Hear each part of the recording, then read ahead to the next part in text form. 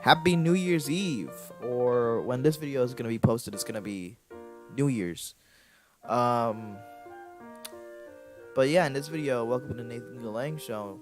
In this video, I wanted to talk about the progressive 2019, what progressives need to do for 2019, and ultimately, it's gonna prepare us for 2020.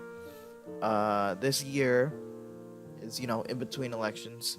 It's still going to be a very exciting year because we're going to have multiple people announcing they're going to be running for president. Most likely, Bernie Sanders is going to be running for president.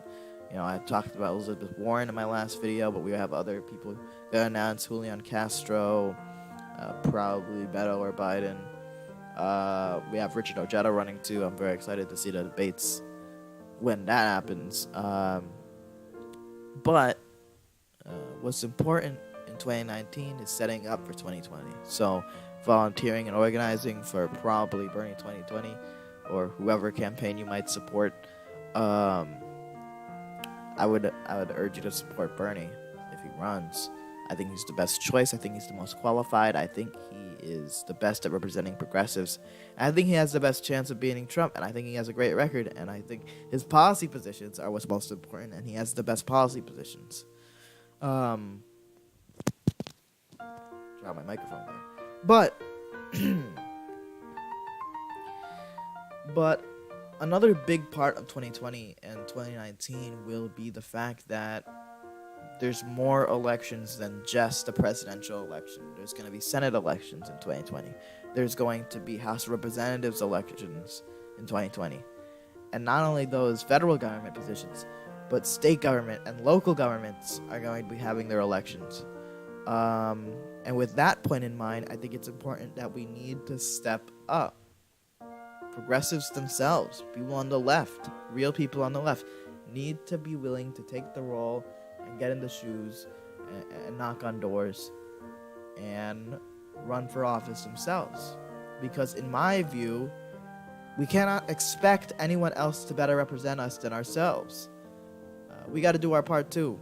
And if we want to see a government run by regular people and run for regular people, and we know that in our hearts that we will be willing to do that better than any establishment Democrat or establishment Republican or established politician in general, then we need to run for local and state office. That's just another responsibility that we all must take on ourselves when it comes to being an American and participating in a democracy. It's not just about voting for someone who represents you, because someone who represents you won't always be in the election. In 2016, we had Bernie in the primary. He got screwed over by the Democrat, the Democratic Party. But you saw in 2016 in the general election, we did not have a real choice.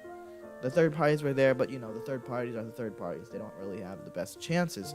But we didn't have a choice. In our local elections and our state elections, we can completely change that by running ourselves. And you gotta remember, if we're progressives and we're on the left, we're not taking big money. We're not taking big money. We're gonna be the realist. We're gonna be at a money disadvantage.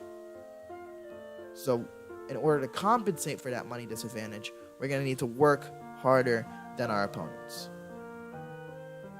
So I think the biggest part of 2019 for progressives is organizing for the national campaigns, organizing for the best senators, the best representatives, and the best presidential candidate, supporting groups like Justice Democrats and Our Revolution who have constantly supported progressives. And if you're part of those groups, you gotta take what you learned from 2018 and put that into 2019 and 2020. And I would make the bold prediction that groups like Justice Democrats and Our Revolution are going to find a lot more success. We're going to primary a lot more corporate Democrats, and I think it's going to be great. I think it's going to be wonderful. It's going to be great to see. It's going to be absolutely beautiful to see corporate Democrats kicked out. And they know that. They know we're after them.